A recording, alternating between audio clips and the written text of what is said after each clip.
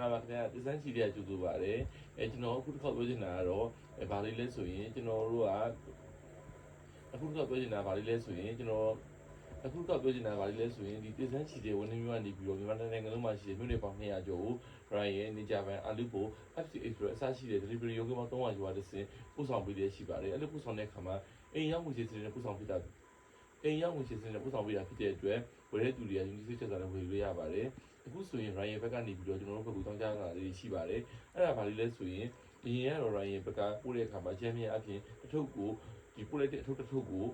ခွင်းအားဖြင့်90လောက်ပို့လို့ရပါတယ်အဆင်ပြေခဲ့ပါတယ်အခုဆိုရင်ဒီဖြစ်ပေါ်နေတဲ့ခက်ခဲတွေကြောင့်73စီနဲ့ရှော့စီခက်ခဲတွေကြောင့်ဒီသူတို့ရဲ့ပို့ဆောင်ရေးမှာခက်ခဲရှိတယ်လို့သိရပါတယ်ဒါကြောင့်သူတို့ဆိုရင်အခုနောက်ပိုင်းဆိုတာဘယ်ရက်လဲဆိုရင်ဒီ2026ခုနှစ် March လ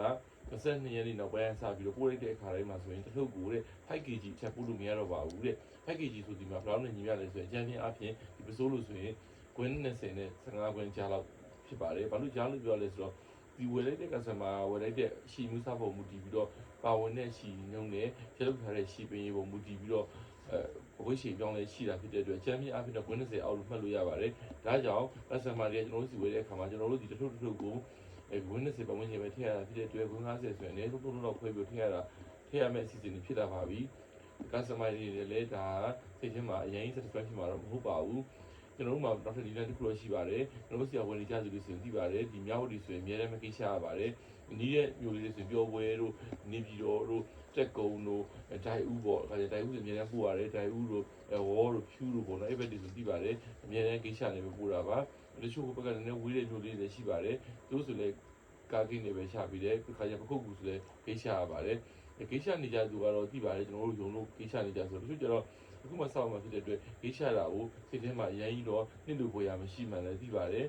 အဲ့ဒါဆိုရင်တော့အစမ်းအနေနဲ့အရင်ဆုံးအရင်မှုစီစဉ်တဲ့အရင်ဆုံးဝယ်ယူလိုက်ပါနောက်ပိုင်းဝယ်ယူလို့အဆင်ပြေသွားတယ်ဆိုရင်တော့ကိစ္စနဲ့ကတော့ပို့ပြီးတော့အဆင်ပြေမယ်လို့ယူဆရပါတယ်ခင်ဗျာအရင်မှုစီစဉ်နေပဲကြိုက်တယ်ကိုကဒီပိုင်းလေးပဲဝယ်တာ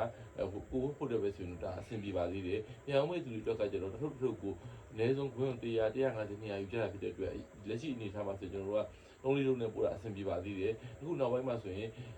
တစ်ထုပ်မှ20ဆိုရင်ဝယ်90ဆိုရင်3လောက်ပို့ရတဲ့အနေအထားဖြစ်လာပြီဆိုတော့ထုပ်ရည်ရမ်းများစွာဖြစ်တဲ့အတွက်သူတို့မပြန်အောင်တဲ့အခါမှာလည်းသူတို့မှဒီချက်တွေပို့တက်လာမှာပေါ့နော်ဒါတွေကိုလည်းတွေးပြီးပါတယ်ဒါကြောင့်အခုလိုမျိုးလာပြောပြတာဖြစ်ပါတယ်ဒါဝယ်တဲ့သူတွေကတော့ option ရှိပါတယ်ဒီအင်အားကိုစစ်တွေကိုပဲသုံးမလားဒီကားကိကနေပြီးတော့ဂိတ်ရှာပဲသုံးမလားပေါ့ကားကိမှာဂိတ်ရှာတယ်ဆိုရင်တော့ကားကိကိုဂိတ်ရှာပြီးကြောင်းအိမ်မှာအပ်ပြီးကြောင်းဒီစာပြရင်တော့ငွေလွှဲပေးရပါတယ်အဲ့ဒီမှာတစ်ချက်ပါပဲကဆမ်မာငွေကြိုလွှဲခြင်းပေါ့နော်ဝယ်လက်ဆက်သူတွေကတော့ကြိုလွှဲရမှာလို့သိတယ်တခါတချို့ကဆမ်မာဒီနေ့ဆိုရင်ပဲပြောဝယ်ပို့တဲ့အခါမှာကဆမ်မာငွေကိုလွှဲပြီးနေပြီကျွန်တော်ကအမှန်တကယ်မအားသေးတော့သူကောင်းပြပါမလားနဲ့စိတ်တောင်ပူနေရတာပေါ့နော်တခါကျရင်သူတို့ငွေကိုကြိုထားရဆိုကိုယ်မှာတာဝန်ကြီးပါတယ်အကြောင်းကြောင့်မဟုတ်မိတာတော်လည်းကောင်းပုံမဲ့ထုတ်ကမှားပြီးတော့တစ်ခုလွဲသွားတယ်ဆိုရင်သူ့တက်ရှာထားတဲ့အထုပ်ကထဲကမှားသွားရင်ကိုယ်မှာပို့ပြီးတာဝန်ကြီးတယ်ပေါ့နော်ဒါကြောင့်ငွေကြိုလွှဲတာတွေတော့ကျွန်တော်တို့မှာတာဝန်ကြီးပါတယ်